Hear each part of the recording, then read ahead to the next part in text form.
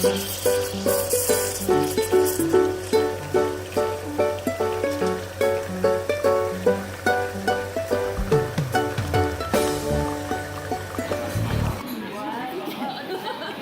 to Teaching Brewed.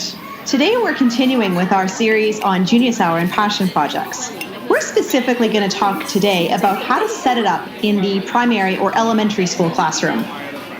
We sure are. So today, it's the setup is actually unique and there's really deliberate ways you can set it up, and then there's very almost osmotic or just kind of natural ways you can set it up as well. So you got to bear that in mind as we talk through this. So which one shall we start with? Well, it's easy to start with the environment because you need to create the environment of curiosity and freedom in your classroom in order to get maximum effort out of this thing and to get the maximum potential out of this. So, the first thing you want to think about is, how is creativity built in your room? Where do you have moments in your class culture where creativity is a thing? And that can range from anything from, asking them questions or teasing them little tidbits of information in a morning meeting, to having brain breaks that are an Ask Anything Now session, what I call them, where they have 5 minutes or 10 minutes of spare time just to ask the teacher or each other questions about anything. You give them moments to look at their creativity. You give them moments to be bored, because there's a lot of psychological research to indicate that boredom actually creates creativity, or it kind of encourages kids to be creative. So there's those little things that you can build into your schedule that allow you to do that, which engage this idea of, what am I curious about? What am I wondering about? You also reinforce this idea of 3 before me. And in case you're not familiar with this idea, it's a great classroom management tool for the teacher because it minimizes our stress. But it's the idea that the kids need to ask 3 other students before they talk to the teacher about the question. So it creates student ownership, student empowerment, and student leadership. And it kind of lets them be independent in their learning and figure out what they need to do next.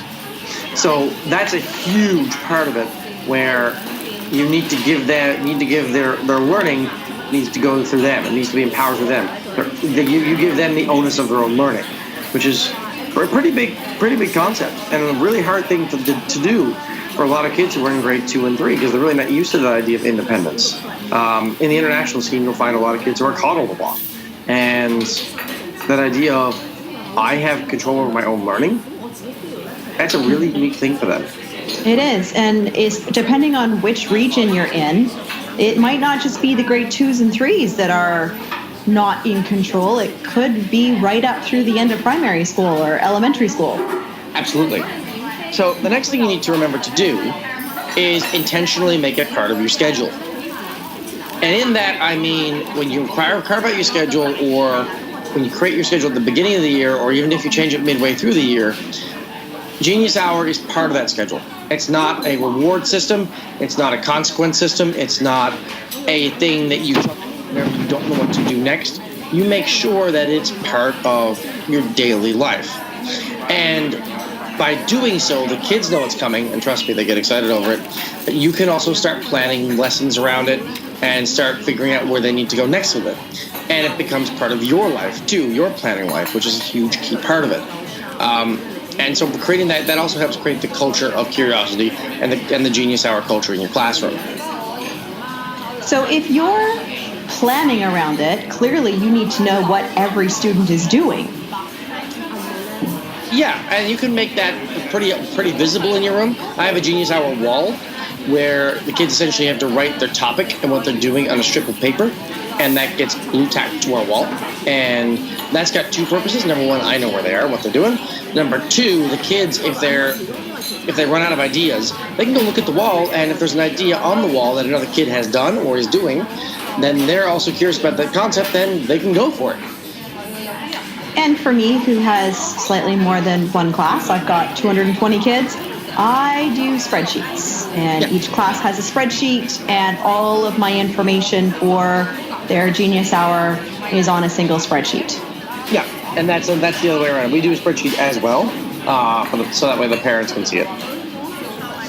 We kind of do it twofold in my room. So once you're planning for this, Yeah. then what? Well, then it's time to introduce it. And the first real way to introduce it, there's a couple of books you can use. There's a variety of them, that picture books that will really help, especially in the younger grades. The Most Miraculous Thing is one of them, and that's a really, really good book that it talks about this idea of a child is trying to build one thing and makes mistakes and thinks she's failed, when the reality is she hasn't, and she's created a variety of things that other people can use. And the other one is actually a book from my home. It's called I'm Drawing a Picture by Doretta Groenendijk. And that book is about the variety of ways you can present Genius Hour projects. And I'm Drawing a Picture talks about taking a picture, creating a presentation, doing a drawing, doing a sketch. It's really cool. And it gets this idea that Genius Hour projects have to be presented, and there has to be like an action step with them. Yeah. Very true. There's also some good videos on YouTube. One of them is called Kane's Arcade. And it's about a boy who built an arcade out of cardboard and invited his community to come and play. Yeah. So, I mean, there's a variety, and there's also like geniushour.com, straightforward. It has some resources you can use as well that'll help encourage you to set it up. And also get an idea, like have some resources available for the kids as you're setting it up. And when you realize there's the potential that a kid may need these resources, so try to get your hands on certain resources as time goes on, so that you can make the process easier for them. There are also a few books for you as a teacher that you could be looking into and reading about if you're wanting to jump into the world of Genius Hour, but not quite sure. Yeah, one of those books is called the Genius Hour Guidebook by Denise Krems and Galit Zvi. And this one is it's called an Eye on Education book. It's on Amazon, and it's a really good resource for trying to really get through it. And another one is called Pure Genius by Don Wettrick. It's called Building a Culture at 20% Innovation Time and Taking It to the Next Level. And this is one, though it sounds like it's directed towards, the business world, it's really not. So it's really, really cool. And AJ Giuliani has a few books out there. Launch is one of them. Learning by Choice is one of them. Inquiry and Innovation in the Classroom. And there is a fourth one, too, that I can't remember, but I will post that up on our website. And he also has a blog and a course that you can do if you are interested in that. Nice. And that's kind of the basics of how to set this thing up. I mean, as it gets rolling, we'll talk about what happens when it gets rolling on the next episode, but those are kind of your basics for getting set up. Excellent. So, episode 3 coming up in a couple weeks. Tune in.